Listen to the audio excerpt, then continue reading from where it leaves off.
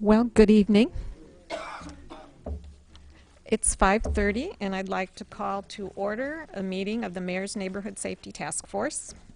Will the clerk please call the roll? Well, Jolinda, can you please call the roll? Chris Storr, Marianne Downey, Megan McGinty, James Moreland, Here. Diane Marlin, Here. John Rosca, Here. Teresa Michelson, Here. Kathy Wallach, Here. Norma Linton, Here. Esther Papp. Here. Thank you. Thank you all for being here, and I would remind folks, if you want to speak, make sure you push the button on your microphone so the green light is on, and that way we can hear you and people watching can hear you as well. Next up on the agenda is approval of the minutes from the previous two meetings. We have minutes from February 21st and March 21st. Is there a motion for approval? So moved. I move to accept the minutes. Moved by Rosca, seconded by I second. second. Are there any additions or corrections to the minutes? Seconded by Kathy Wallach. Any corrections to the minutes? Okay. All those in favor of approving both sets of minutes, please say aye. Aye. Opposed, same sign. Okay, they are approved. Next item on the agenda is public input. Does anyone wish to address the Neighborhood Safety Task Force? Okay, seeing none, we'll move on to the discussion topics. We had asked members of the task force if there were particular items that you wanted to hear reports on, and one of those requests related to crime updates specifically related to daytime break-ins, and Police Chief Sylvia Morgan will be presenting that report.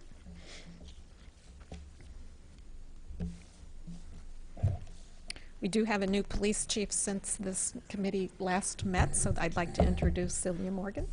Hi. I know several of you. Okay, so I think I gave everybody a copy of this, the crime analyst put together in the last couple days. And just to kind of go over the front sheet, she's given kind of an account of crime in general. And then the second page is specifically about the daytime or burglaries in general, and breaking them down by hours of the day. So on the front page, she gives some historical data, obviously back to 2012 all the way up through 16, and those numbers are for the same reporting period, January through June of those years specifically, not for the entire years. And then comparing those to what we have already in this year. So the next column past that then kind of showing what the change is just from 2017 from 2016.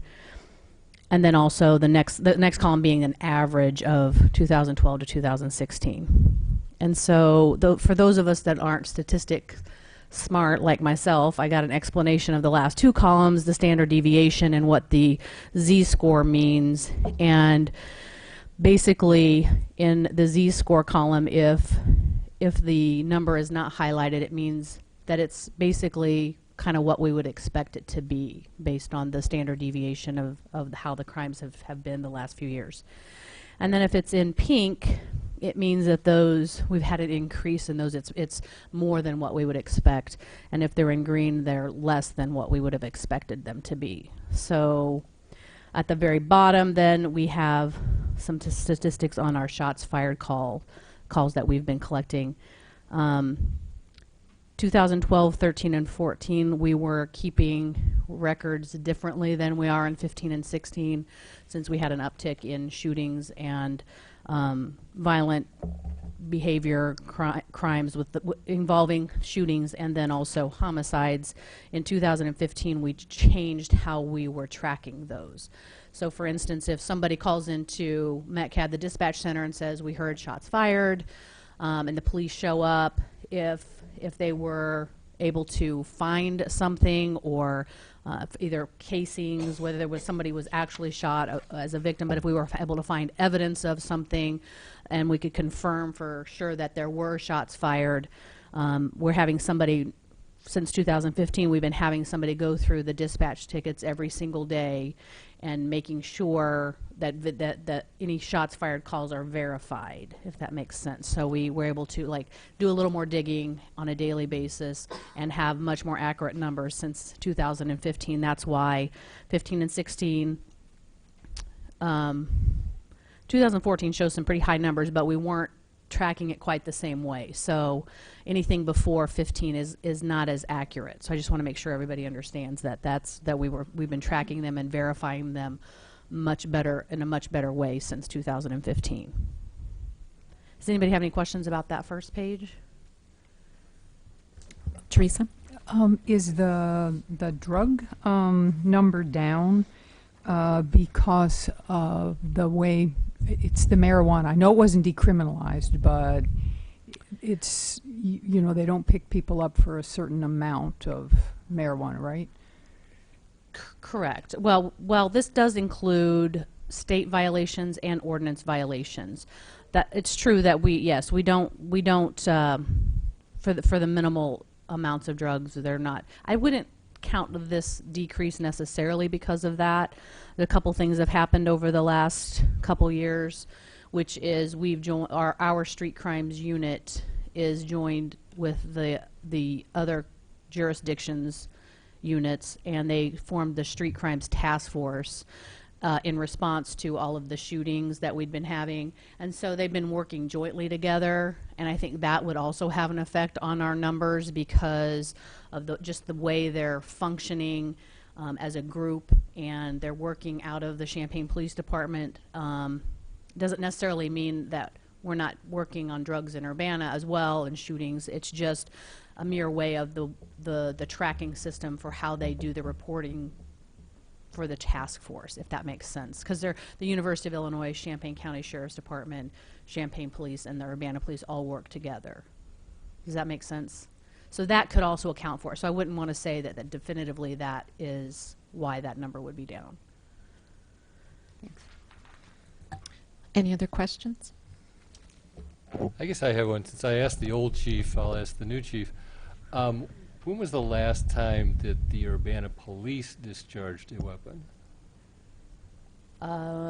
Discharge a weapon at, let's say, I'm not going to get the year right, but it was in the early 2000s. So it's been a long. It's been a long time. We had a police officer that out in eastern Urbana, there was someone that had attacked a deputy and took his gun from him and then fled, if you remember that, into the Scottswood subdivision area. And so our police officer happened to be involved in stopping a vehicle that was leaving the area, and they found the suspect who tried to reach for the gun, and But he was it's shot. like 10 years ago. More than 10 years ago, Okay. yes. And then, I don't even know, so I'll confess my ignorance. Do you use tasers now? We do have tasers, yes. And do you keep a record of how often those are used? Yes, absolutely. So like, any idea in 2017 how often? I don't believe we discharged a taser in 2017. We did have one discharge, I believe, in 2016, although off the top of my head, I'm pretty sure we've only had one discharge since we've had the tasers. We had them 2 years in March. And I believe we only had the one discharge. All of them are reviewed by the Civilian Police Review Board. Actually, not just a discharge, but any display of our taser is also reviewed by the Civilian Police Review Board. And I didn't bring those numbers with me. There have been quite a few displays, but I believe there's only been one discharge. Okay, I'm just curious, since we're Yeah. going through statistics, I just was curious about those Yeah. statistics too. Thank you. I would just like to comment that it is true there's only been one discharge. Okay, thank you. That's the only one I could think of, but I was like, oh, I didn't want to say 100% I was accurate about that. Okay. I believe the board reviewed 8 displays. Is that the number that, Just this last period? yeah. Or about I don't even think it was 8. Okay, all right. But- Yeah. Yeah, and they In total, I think there's been less than 20. I would say that, but I don't know. There may be more than 10 that where we've actually pulled it out, and then the person complied, so we didn't have to use it. So that's. Yeah. Any other questions? Okay. Okay, so the second page shows specifically residential burglaries and home invasions for the entire city. You can look on the map, and any place in yellow you'll see it, even if there's just one incidence, it's going to be yellow. Or, excuse me, if there is more than one incident in an area within a certain radius, it'll show a yellow connector, like as these are hot spots. This is called hotspot mapping. And as the number grows from more than 2 on up, it'll turn orange. You'll have orange spots on here and then red spots. It's kind of hard to see individually. I don't have the exact numbers in those red spots, but there's definitely more than 3 within a certain radius in the areas where you see the red. Now, as far as the times of day, she's got that broken down at the bottom, and 66% of the burglaries are happening between 7 a.m. and 7 p.m. Now, what'll happen, sometimes people come home from work, you know, after 5 o'clock, and they don't know specifically what time, you know, the house was broken into, so they'll kind of put a range on there. They're not sure if it happened right after they left at 8 o'clock in the morning, or if it happened right before they come home at 5, but it still gives us a time range. That's why she kind of put that 7 a.m. to 7 p.m. in there, because there's a lot of that happening where the person is gone all day for work and not really certain what time something might have occurred. So you can see well over half of them do occur during the daytime hours. Does anybody have any questions about that? Kathy? I read the media reports Right. that are online. I'm having a problem with this one in the Silver Water area. There's just one in 6 months. If you go down yeah. Mumford, I mean- there at the bottom of the map. So my crime analyst pulled this. I would assume that it is accurate. She's very good at what she does. I'm not going to doubt her But capabilities. I understand. I understand what you're saying. I can certainly have her recheck the numbers and email you or email the group. But again, I would find it hard to believe that she missed it, unless something was put into the system wrong and that didn't pick it up. Possibly, that could be a possibility. But if you're reading them in the media reports and they have the right address on them, then that shouldn't be happening. Right. There's, you know, just the 2,000 block of water alone would have more than one. So, In the last 6 months. oh, definitely. So, maybe that ought to be rechecked, but. So residential burglaries, not just vehicle burglaries or something, which are extremely, actually, look, they're down this year, but they're always high. So you're speaking. Oh, yeah, residential, vehicle burglaries would be all over the place. I Right. understand that. No, residential, definitely. I'm not going to doubt her or the system, but it just looks very peculiar given what I read every day. There was, Yeah, there's there a- was just one 2 days ago.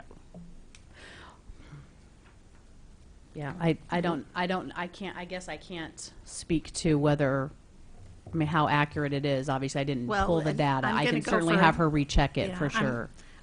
Yeah, if you don't mind. if you Yeah, don't mind. absolutely. Okay, thank I you. completely understand what you're asking. Okay. Any other questions? Yeah, I have a question. What's the difference between residential burglaries and home invasions? So a residential burglary is generally when there's nobody home, but if somebody is actually physically in the home, then that would be called a home invasion. There were only 6 of those. I believe she says down here, yeah, 6. There were only 6 of those. And how are those denoted on this? They're not differentiated, honestly, but she did tell me verbally that 4 of them are up there where you, around Oakland and Kerr, where you see that. Mm-hmm. So 4 of the 6 were up there. I do know that just because she specifically brought that to my attention when we were talking about this. I don't know where the other 2 are. Mm-hmm. Is that Oakland Kerr area sort of a new pocket of activity? We seem to be having an uptick of calls for service. Yes. In that apartment complex, you don't know offhand who owns it, but I have a feeling it must not be the folks that owned it. Lieutenant Sanders is addressing this issue through our problem properties meetings. Yeah. It changed ownership 2 Yeah. years ago. Yeah. Big difference. Yeah. Any other questions? Do you have a sense of how the this year's burglaries compared to previous years? Champagne's been experiencing a real uptick in Well, she on the front residential page burglaries. has the burglaries, the burglary reports, and they are kind of in the range that we would expect. So this year we had 105 for the same time frame. Last year we had 121, so it's down slightly, but it's still within the standard deviation. So we haven't seen a. Haven't seen a huge increase. No. It just may be that some neighborhoods that have not experienced it in the past Right. are seeing it. And I Yeah, know that's what I've the heard from case some with East people. Historic East Urbana, I think. Yes. Is seeing that. Okay.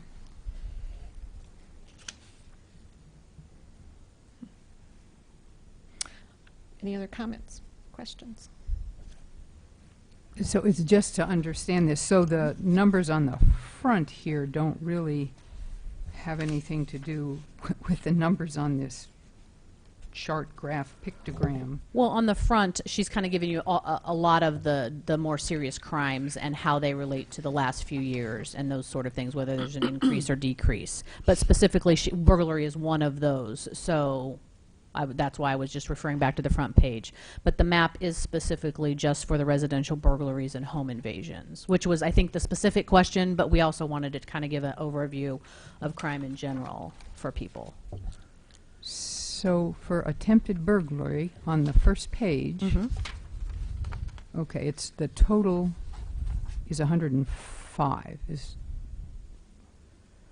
For burglaries, attempteds are the smaller numbers underneath. Uh-huh. So she's saying burglaries were 105 and there were 29 attempted burglaries. where people like tried a door or went around, Yeah, didn't get in. where they broke a window, an alarm went off, they got scared off by the person, or maybe they've tried to pry a door open or something, and we had some kind of evidence that they attempted to enter the residence.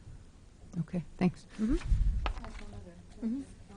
So armed or not armed is not distinguished. No, and most of the residential burglaries, we wouldn't have any idea whether the person was armed or not. Now, the home invasions, you might be able to get that information Yeah, from. makes sense. Yes.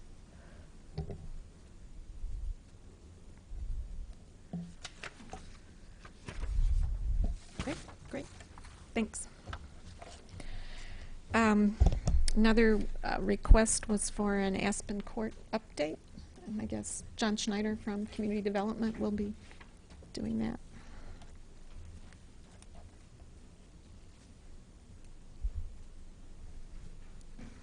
I think at the last meeting, we talked about the fact that TWG completed the purchase of the property.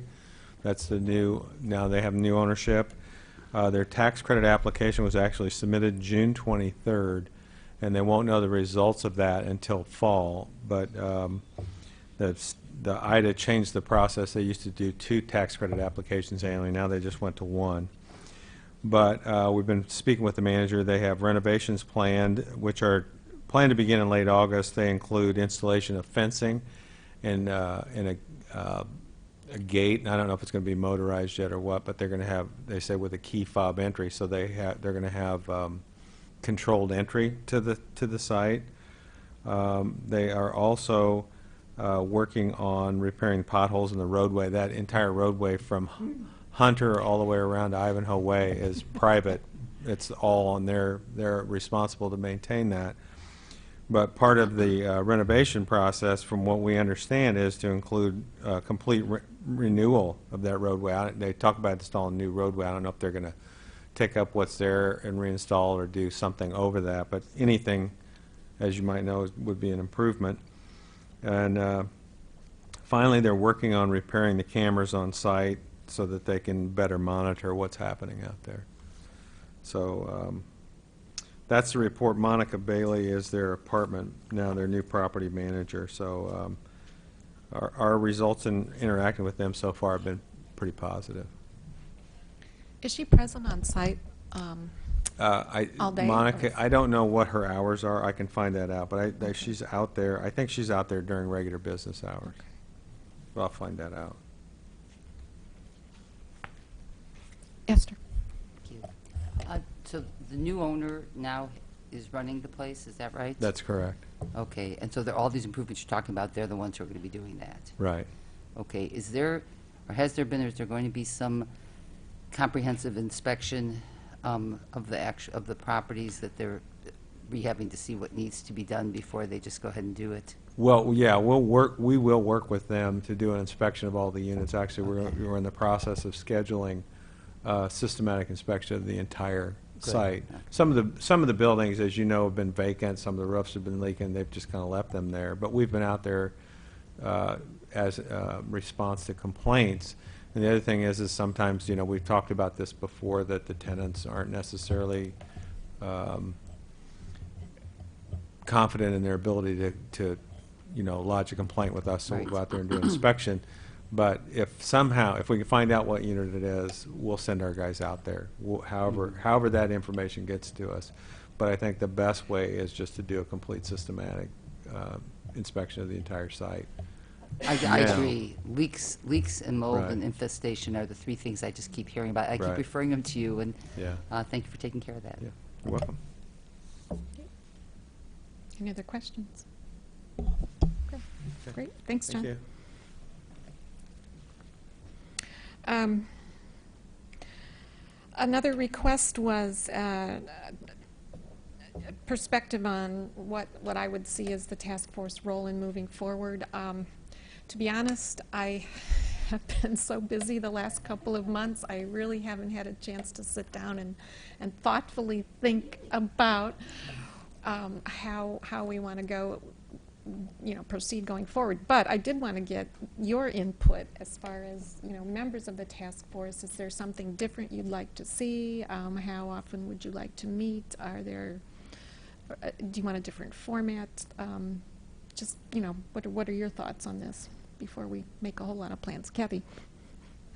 Well, as I understand it, with the format being the Mayor's Neighborhood Safety Task Force, it is not really may not be the correct word, bona fide committee of the city structure. No, it's not a board or commission. It was formed, I can't even think of the year, but at least 2010, maybe 2011, and in response to the neighborhood organizations asking for a little bit more Right. regular meeting time to Right. talk about safety issues. So, but it has not been a board or commission, although we do try to have representation from each of the neighborhood groups. And there's a new neighborhood organization actually that we need to get MUNA, Middle Urbana Neighborhood Yeah. Association. But we went for over 3 years without a meeting. Yes, yeah. And I understand a lot's been going on in the city during that time, but it was only when several of the neighborhoods got together because of the violence, the gun violence, that Yes. we appealed to the mayor to reconvene the meeting. So I don't know if the task force needs to be formalized. I don't see that happening under your whatever. The word escapes me. Administration. I'm sorry. Yes, very good. All right. But I don't know how others feel about having gone for 3 years with problems cropping up and nothing happening. Yeah, Esther? I think it'd be a good idea to set a regular meeting time, and then you can always cancel a meeting if there are no agenda items, which actually does happen with other groups. But we are a real existing body to the extent, I mean, this task force, to the extent what it is, it's a task force. And I know there are some, I mean, I'm not to wander too off topic, but there was a commission that didn't meet often that the city then got rid of, which Mayor Marlowe and I, just on our own opinion on that particular topic, thought was a big mistake. Don't eliminate the thing just because it doesn't have business. It's okay to exist and not meet for some time. And as far as our not having met, I mean, this task force not having met we should have fussed if people wanted the meeting, and probably would have happened. But I do think, I just know when I got the notice for this meeting initially, I had a conflict. I thought, oh, if I knew that it was the fourth Wednesday of every month and you might cancel, I would just put in my calendar for a year, fourth Wednesday of every month. And I think that'd be best for getting people here. But I don't know, I don't feel strongly we have to meet monthly, but I just think we should have a schedule set. And actually having the schedule is what makes us real, Yeah. I guess. Well, no, that's true, and we did meet on a regular basis in the early years, and 3 years is too long to go without meeting, especially, you know, the challenges facing us. So we can meet monthly, we can do quarterly. For example, Farmers Market Advisory Board meets on a quarterly basis, so there's an example for that. And I think for a while the Safety Task Force was doing it on a quarterly basis, which seemed to work okay. And then if something came up, we can always call another meeting. So would quarterly work for people, or do you want to meet more often? I mean, it's quarterly? Okay. Teresa? I just have a feeling that, I mean, there are people on, who seem to be named the committee that are never here. And I don't know whether it's because this night is a bad night, or they're just not interested, or, you know, someone else should fill their shoes. And I don't think we have all the neighborhood organizations either, but do you? I think we do. We did contact, this is the time of the year when we contact all members of all boards, commissions, task forces, and advisory committees to ask if people want to continue. And I believe we did notify everyone on the Neighborhood Safety Task Force, right, Jolinda? But we ask? We haven't. So that would be the one thing we need to do, is contact everybody currently listed to see if they want to continue serving. We do have one new person who wants to join, and he'd be a great addition. So we'll do that. And we'll update the list. So that's probably our first task to get us going forward. Yes, Norma? A member of this group, whom I shall not name, Esther, keeps reminding me that I try to broaden this beyond safety, and I guess I would consider the issues that are brought up in Muna and elsewhere as quality of life issues. And it seems like so many of them aren't strictly safety in terms of gun violence and, you know, the more desperate aspects. And I was thinking, well, maybe we should have a second task force. And then I'm saying, no. But could this one be broadened in its scope to include quality of life issues, whatever that may mean, which we should discuss, I guess. That's something I'd like to suggest. Okay. Mayor Marlin, I would like to see us be more active in sort of communications, bringing to the group, and as well as bringing it back to our neighbors. For example, this Fresh Start involvement that Urbana, I just learned, is doing new. I don't really have all the details on that, and I was very curious about it. And I'm sure most of my neighbors are as well, especially given some of the shootings that have taken place in our neighborhood. Sure, yeah. So where we can be advocates for Absolutely. next steps, and Yeah. we can know more before it goes to the public, and we can help perhaps usher things in with our neighbors. So communication from us to the task force, so then you can share it with your neighborhood associations. Yeah, that absolutely is one of the things I want to do. And a lot developed in the 3 years the task force didn't meet, including the gun violence initiative and the community-wide attempts to address it. So, yeah, absolutely. As to quality of life, my preference is to keep it focused right now, because it certainly is. That's a large chunk to chew right there, especially with what we're doing to address gun violence and the neighborhood issues. So. Well, yeah. So then I guess I'd like some further clarification as to what safety encompasses. You know, does it encompass refuse on lawns that never get picked up, chemical, you know, drop off? What kinds of things come under this? Well, that's a good question. This has always been as far as I remember this task force, it's been, you know, it's kind of responded to what the neighbors have brought to it, and most of it has been crime related, and that's what the initial impetus for forming this was. Certainly we can, you know, there are nuisance issues, there are, it's a broad topic, but Well, some of the people, for instance, in the Woona community want me to talk about the maintenance and repair of walkways, sidewalks, roads, which they say is a safety issue, and the clearance of snow by landlords. That's a safety issue. I mean, it's a safety issue, but it's not violent crime, so yeah. it is a little... Well, what's your thought? What's your feelings? I think maybe this is too restrictive, but to me, safety is where one's personal safety is affected by another person, not by a situation. We have formats in place for snow removal, garbage on lawns, those kinds of things. I don't feel personally threatened by those things. I feel personally threatened by people breaking into my home or into my vehicle. That's how I would define a safety issue. Right, that's probably more reflective, too, of where you live, as opposed to where a lot of the residents of the Woona area live, in terms of what crime they perceive or what safety issues they perceive as relevant.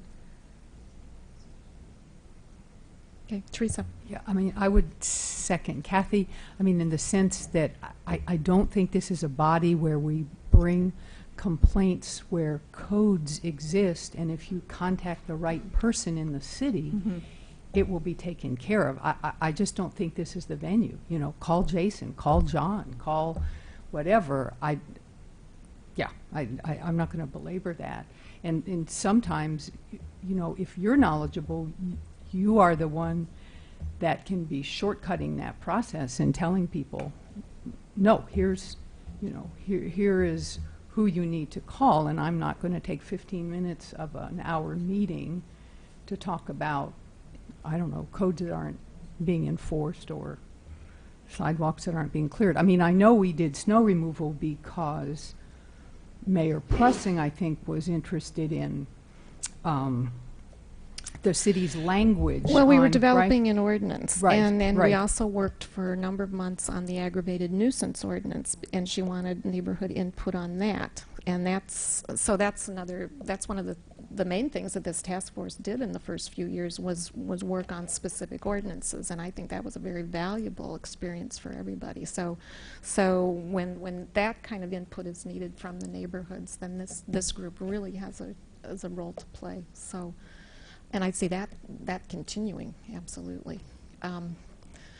But we'll think, I'll think about that. I just really think the focus should stay on our more narrow definition here. But what we can do, and that falls back to communication, is make sure that the task force members have the information that they can share with the neighborhood associations about who to call, even though we feel like we say it over and over again. This city is never the same city twice, and there's always new people in your neighborhood, so we can make sure you've got the information for who to call for tall grass and junk in the yards and loud parties and all those things that affect quality of life in the neighborhoods, and that affects every neighborhood as well. So we can communicate that information for sure. I could see a meeting given over to that kind of thing. You know, a couple of people from the city.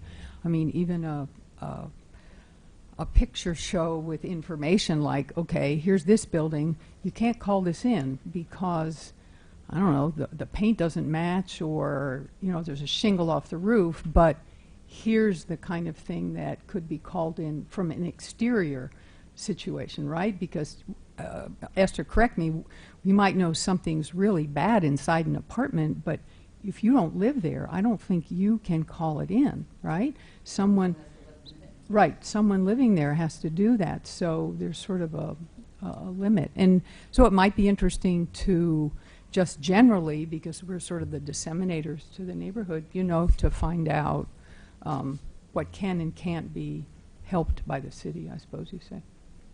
Yeah. So we can do we can communicate with task force members on a much more regular basis too, which I intend to want to. I want to do that as well. So we'll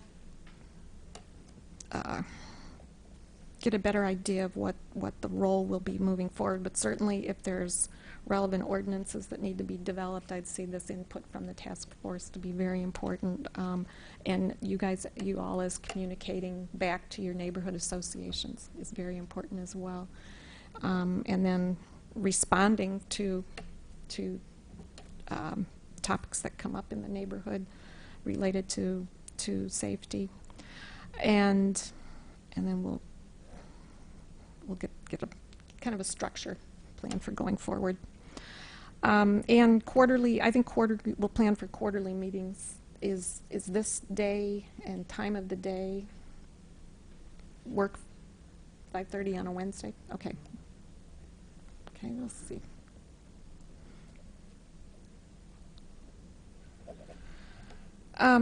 The last item we had as a discussion topic was the Fresh Start update. I just added this because some of you are new, and while I've been deeply involved in it, I'm realizing not everyone is familiar with it.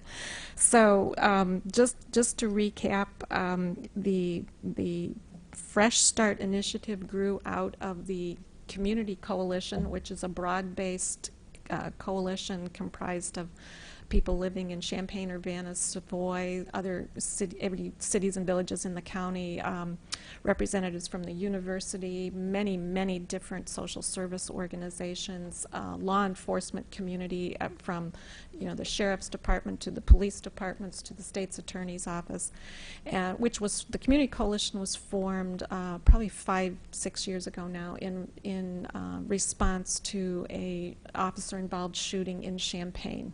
And it was formed to address that issue and the issue of police-community relations. With the uptick in gun violence that was seen several years ago, a subcommittee, a subgroup from that coalition was formed to address specifically gun violence.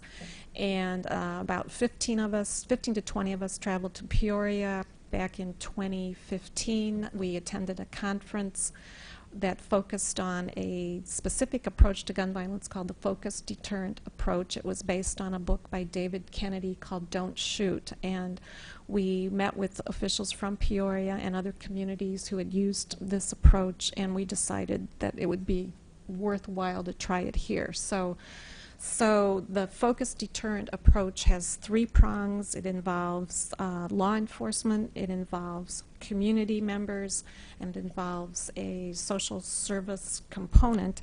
And what makes it different is that it's embedded in the community, it came from the community, and each of those 3 prongs has an equal role in this.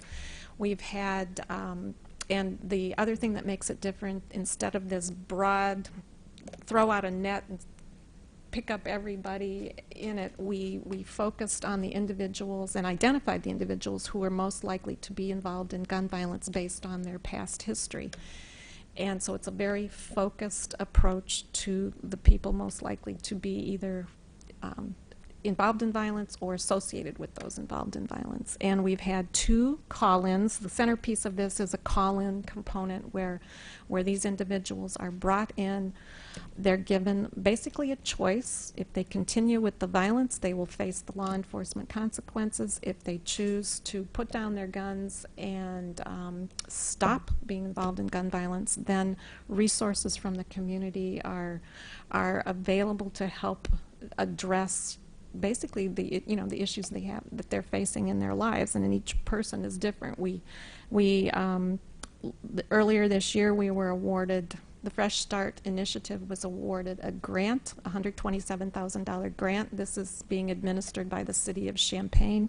The grant enabled the group to hire a coordinator, and also part of the conditions of the grant were a research component to kind of to look at factors contributing to gun violence and the motivation and that sort of thing. So we're currently involved in collecting data required by the grant, as well as continuing to work with the individuals. With the 2 call-ins, there were a group of 6 of the 9 individuals called in first, I believe, basically took took us up on our offer of help and are working with our case manager. And in the second group, a slightly higher number. I'm not sure how many are currently who have stuck with it at this point, but we have had the 2 call-ins. So the cities and all the agencies involved in Fresh Start have, last Monday we just signed a memorandum of understanding between our police department and that outlines specifically what our police department would be doing as part of this group. And City of Urbana, along with City of Champaign and other agencies, are very actively involved in this. So the it's an innovative approach. It's a long-term approach. It gets at some of the root causes of violence. It's not going to change, it's not going to stop violence overnight. But I really think it holds a lot of promise, and we've made a lot of progress. So that's where we are. We're committed to it. The city also supports the community coalition with $5,000 a year, and that comes out of our police department budget. So we'll continue to give updates on that as well. And some community members, you may have gotten an invitation to attend one of the call-ins. Each time we've had a call-in, we've sent invitations to representatives from each of the neighborhood groups. So if you're interested in attending the next call-in, let me know, and we can get you on the list and as a representative of either your neighborhood association or this task force. It's a remarkable experience. I think Kathy's gone to one. Has anyone else in here? You attended one, James? Yeah, twice. You went to both of them. Yes. So I'd encourage you to attend if you get the opportunity next time. So. Mayor Marlin? Yeah. So what is happening now that we're hearing news reports about involvement from the city of Urbana with Fresh Start? What's new about that? What's new? Mm-hmm. I'm not sure I get. There's nothing new. We've been involved from the beginning. That's what my thought Yeah. was when I Yeah. heard the news report. I'm like, wait a minute, did I hear that right? So I thought something new was taking Oh, well, place. or- perhaps the new thing that occurred was Monday night. The city council approved the memorandum of agreement, which is part of the grant requirements. So, Okay. so we're fulfilling one of the terms of the grant is that each of these agencies and cities involved have an MOU in place. So a lot of what we were doing on an informal basis is now being formalized because of the grant requirements. So, but no, there's nothing new as far as our involvement. We're in it, and we've been in it from the very beginning. Any other questions, comments? Okay. Reports from neighborhood groups.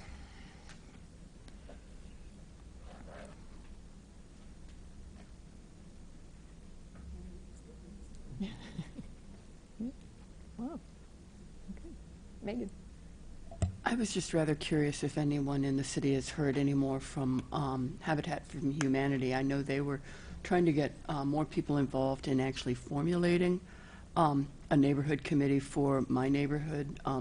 I don't know what we would be. Nuna? I'm not sure. I live in North Urbana. I live in the King Park neighborhood. And I know I have spoken with several folks, some folks moving into the new Habitat houses. And we have had some issues occurring around King School the last few weeks. And folks have, just informally come to me and kind of talked about, wanting to have more information on what's going on in the neighborhood. So has the city heard anything? And also, would any of you wonderful folks from other neighborhood associations like to meet with me informally and help me formulate something? Doesn't UCAN cover that area? Oh, I can cover that area, but I would like to formally, I know that like Historic East Urbana, where I used to live, I know they have like a Facebook page. They have regular communications with each other. They have neighborhood, meetings. And I would just like some more information on how to get How to do something, that. how to do it. Oh, okay, all right.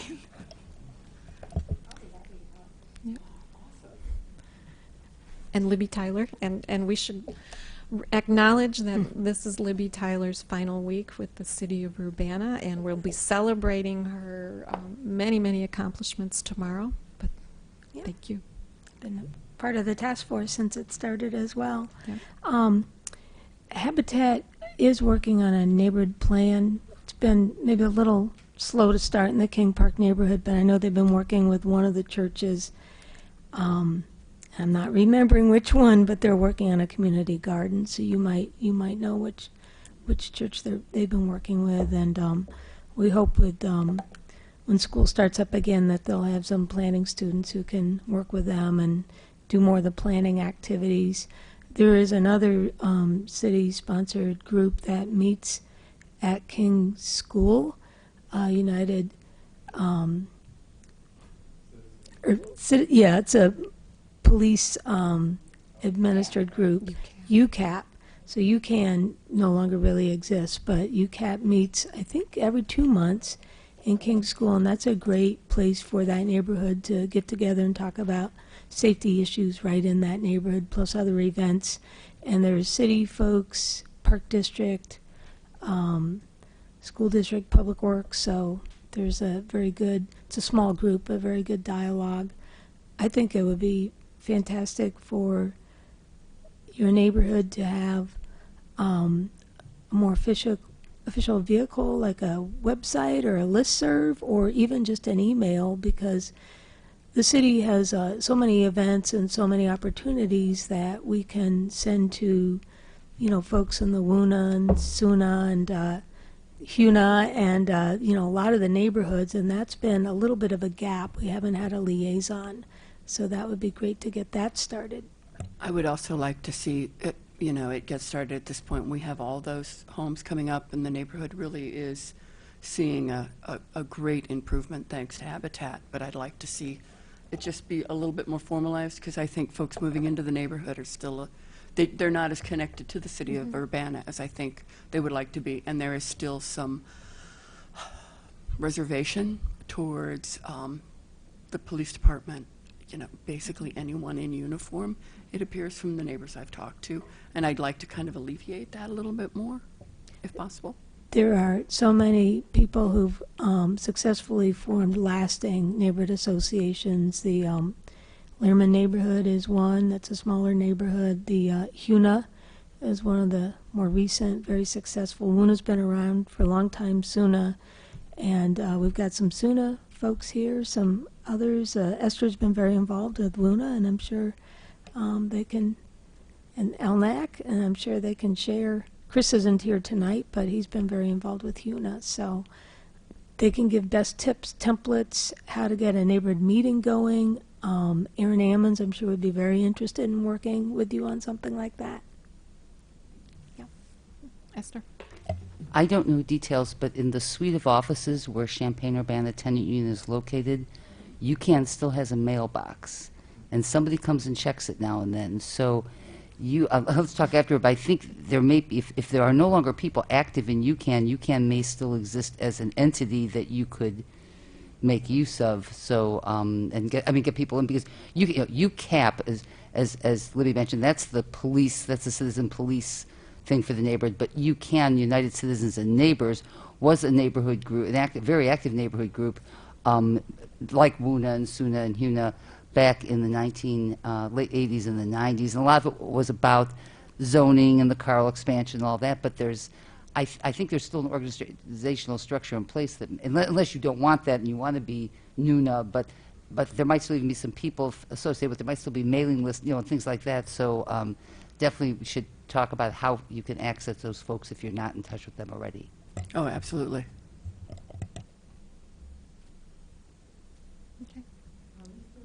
Reports? Yeah. Well, of all the things that I was asked to report about, only one fits, and there was a gun fired in the 700 block, and the News Gazette reported on it, so it must be true, of West California Street. And the woman who told me about it said that there's an interesting trend going on in that block of month-to-month leases in rental houses, and that leading to a different kind of tenant who is urinating in public and doing up to all kinds of mischief. And she surmises that it's a result of all the new apartments that are going up, that a lot of students don't want to deal with rundown houses, which are then getting more rundown. And she's very concerned about that. And she did say that she has made repeated calls to the city about things on the lawn, abandoned furniture, and so I don't know what to tell her. Guess she should just keep calling. So the other things that I just briefly mentioned before, there's one here that I'm going to almost quote because I don't know how this fits in, but somebody said she wants a serious, fair investigation into the disparity of stops by race and serious consideration given to neighborhood-based policing, which has been shown to result in much fewer uses of excessive forces, assigning particular officers to particular neighborhoods, and the areas should be weighted by the number and severity of crimes in those areas, that is, the number of police assigned to that. I know we touched on that in the past, but that's something she wanted to mention again. So all the other things, I guess, go to various agencies that deal with code things. Can I just ask, have there been reports of excessive force used by the Urbana Police Department? I mean, I haven't heard don't anything. know. I'm just quoting her. Okay, well, I'm just request. going to go on, record sort of saying that's an interesting Yeah. thought, but Maybe it's just a general idea that she has. Kathy? Sometimes people watch too much TV, and they read too many things on the internet. Urbana just conducted a very thorough study of traffic stops. How long ago was that, Chief? Well, it's Yeah, still ongoing. so, It's still ongoing. So. I don't know if your Wounded resident wants to go back and reinvent the wheel, or maybe. call the police station. Well, yeah, or Or city council member. city council member, exactly. And I'll just stop there. Thank you. I'm just reporting. No, thank you very much. And the traffic stop task force report was given to council over a year ago, and we've been systematically working our way through it. The next report, I should say, of the traffic stop task force will be given on July 24th, and we'll be having our analyst from the police department give an update, and we'll be discussing that as well. And actually, we're going to be utilizing the new software, the same sort of software that produced the map we had today is going to add data to what we have on the task force. So next report, July 24th. Esther. Just very quickly, and not only was the report on everything, the city council and mayor have done have made six individual changes in response to that report so far. The report was filled with lots of recommendations. They've already acted on 6 of them. So it's going along. Oh, and that could have just been a person who just wanted to say, I support this, who knows, but it's doing stuff. I wanted to ask what the policy is regarding panhandlers, what the police say one should do with regard to that. There is a man who's been going around to the various parking lots. I've seen him in several of them, and yesterday he came up to me in Common Ground parking lot, and he asked for gas money for his car so he can get home to his children. He always wears a lime green shirt. He said, I'm not a bum, I work for the sprinkling agency, and a couple of other things. So I know there's panhandling where you sit with your hand out, and then there's panhandling where you go up to people, and he came right up to me. So I don't know what, if you want this reported, what we do. Would Chief Morgan like to comment on that? The task force did provide input when we wrote the aggressive solicitation ordinance a few years ago, too. So. Yes, we're very familiar with the gentleman that's always out of gas and dressed nicely and claims that he needs to get his pregnant wife home or to Danville or somewhere maybe. At any rate, yes, you should call us. if that happens again, we're very familiar with him, and we like to make sure that he's not doing that. And usually once we address it at an area, he'll move on. Spends a lot of time in Champaign usually because we are much better. I don't know if I will say we're much better. We're much more vigilant at addressing the panhandling situation in Urbana. That's why you don't see a lot of people on the side of the road doing that, but you will see it in Champaign. Okay. Any other neighborhood reports? Any events coming up? Okay. All right, we will we'll get a schedule out for the meetings for the rest of the year. We are going to be doing some new communication. I want to get some new communication things going from the city, and one of them we're working on is a newsletter that would be coming out monthly, hopefully starting in August. We've got the template ready to go and the design. It's just a matter of getting the content and getting that going. So that'll probably start in August, and that's something that then can be shared with the neighborhood groups as well. I used to do it for my ward, and I'm kind of expanding it to go citywide. So there's that. Let's see. I think, unless there's no further business, I think we're done for now, and we'll send out a schedule. This is quarterly, so this is June. Yeah, September.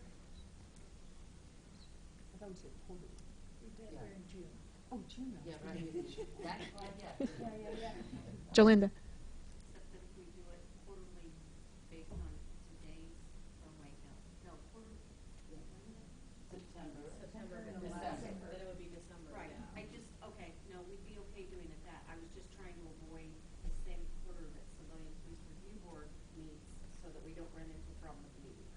Which actually we're conflicting with another commission actually tonight.